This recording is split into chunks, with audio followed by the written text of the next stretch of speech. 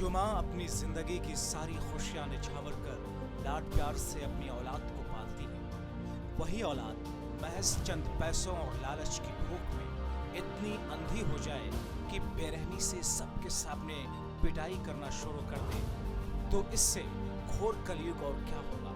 ये घोर कलयुग पानीपत के विकास नगर में सरेआम हो रहा है, जहां एक कलयुग बेटा अपनी कलयुगी पत्नी के साथ जब चाहे घर में घुसकर अपनी मां की पिटाई कर देता है। और उससे बड़ी शर्म की बात यह है कि पुलिस में बार बार शिकायत देने के बावजूद इस मां की सुनवाई कहीं नहीं, जो अपनी ही औलाद की पिटाई के डर से 60 साल के बुजुर्ग आज दर दर की ठोकरें खाने को मजबूर है। काटे तो करते ले कर लो, संभाल के तो भी काट दे। ये रोज ही पटाई करना, कदे रात ना आ जा, कदे दिन में आ जा। ये भी यहाँ तो भी काट है, कहाँ जाऊँ मैं? क्या कहता है?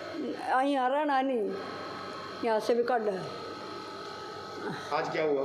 आज भी मारी पिटाई कर दी, नहा कर लोटी थी, कट में ही ले ली। और वो बीमार का वो बोले वो मार दिया था, इतना मारो ना आई हूँ। कौन कौन थे? वो कारण क्या, आपको मार पिटाई क्यों करते हैं आपकी?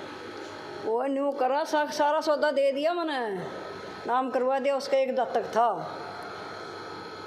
इवन कहा कि तना नहीं था, रखना नहीं चाहते तो भी मरे, मकान में तभी काट डाला। आपको बता दें कि बीते कुछ दिन पहले ही कि उनके पति की जान भी बहू और बेटे की पिटाई से गई, लेकिन बावजूद इसके अपनी औलाद की मोह में मां ने सारी जमीन जायदाद अपने बेटे के नाम कर दी, ताकि अब उस अकेली का उसका बेटा बुढ़ापे में सहारा बने। लेकिन हैरानी की बात यह है कि सारी जमीन जायदाद कब्जे में आते ही बहू और बेटे ने तेवर बदल लिए और लालच की भूख इतनी बढ़ गई कि अब उनको वो अभागिन मां घर में भी खटकने लगी।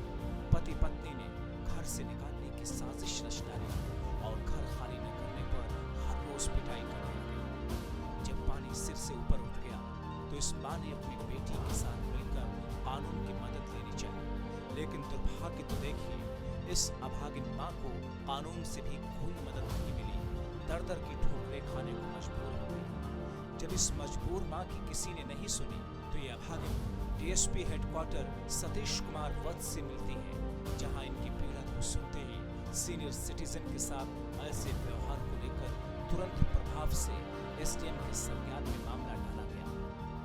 डीएसपी सतीश कुमार के मुताबिक मामला उनके संज्ञान में आया है, जो कि जमीनी विवाद को लेकर घरेलू झगड़ा है, लेकिन दोनों तरफ से शिकायत मिली है, जिसकी जांच करके आवश्यक कार्रवाई अमल में लाई जाएगी। है इनको रखना नहीं चाहती, हुआ निकाल दिए घर से। पापा पहले मम्मी निकाली रात को, फिर पापा निकाल दिया मारपीट का। बहू ने लड़का गाड़िया पर रहा है, अपनी माँ ने बुला ले है। फिर यहाँ मकान दिया, कोर्ट कटेरी तक, कोर्ट तक भी ऑर्डर आए भी एक मकान का किराया यहाँ ले जाओगे, खर्चा छोरे ने दे ले लेंगे। ईविन ने भी नहीं रहने देंगे। पापा मार पिटाई के कारण पापा की मौत होगी। आज यह सूती या ले ली, एक बार 2 तारीख ने मार पिटाई करके गए, आज फिर यो हाल कर रहे। कोई रुपया नहीं देना, किराया लेने देंगे इन मकान में था। नु कहीं यहाँ से निकल के खावे, नु कितने जा चा रोड पर पड़ चा भीख मांग, लेकिन यहाँ से निकल। तो आज क्या मामला हुआ था? आज ये सो रहे थे जी, पता ही नहीं इन्हें तो क्या मामला है। ये तो दोनों माँ बेटी खुले कुआड़ छोड़ कर सो रही थी, एकदम आई 2 पुलिस वाला ने साथ में लेकर आई, 2-3 बजे केस कर लिया इसने बेचारी ने, कोई इसकी सुनवाई नहीं। कितने भी उन्हें खरीद ले, पापा मृत्यु होगी उसके मार पिटाई के कारण। कोरोना की बार रिपोर्ट करवा दी जी वहाँ देकर न। राजविया सो रही थी, पहले तो गेट मार के भीतर, पहले या मार पिटाई करी, बाहर में 2 पुलिस वाले खड़े कर लिए, फिर साइड दे ही पाड़ेगा अपना जमफर रही है वो कर दिया। पुलिस वाले ने कोई सुनवाई नहीं करी जी इनकी, 3-4 बार रिपोर्ट डाली जी इनकी। जिस घर में ये रहते हैं, ये घर इनका है या उस बेटे के नाम करवा रखा है? जी इनका है जी, मम्मी पापा के उस तो वसीयत था जी, बनाम नहीं करवाया था जी।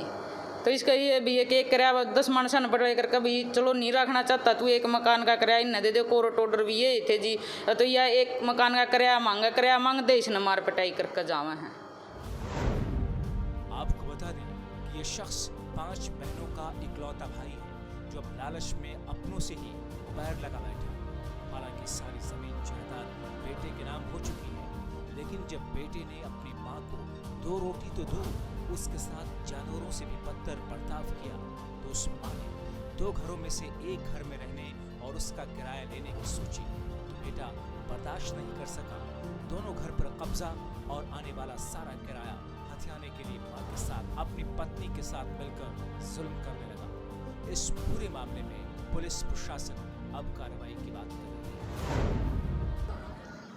देखिए, उसमें कंप्लेंट आई थी हमारे थाना में सेक्टर 29 में, तो उसमें प्रिवेंटिव एक्शन हमने लिया। उनका आपस का घरेलू झगड़ा है, कोई ऐसा संज्ञेय अपराध उसमें नहीं होना पाया अभी तक। तो दोनों पक्षों का प्रिवेंटिव एक्शन ले रखा है कि भविष्य में कोई संज्ञेय अपराध ये घटित ना हो।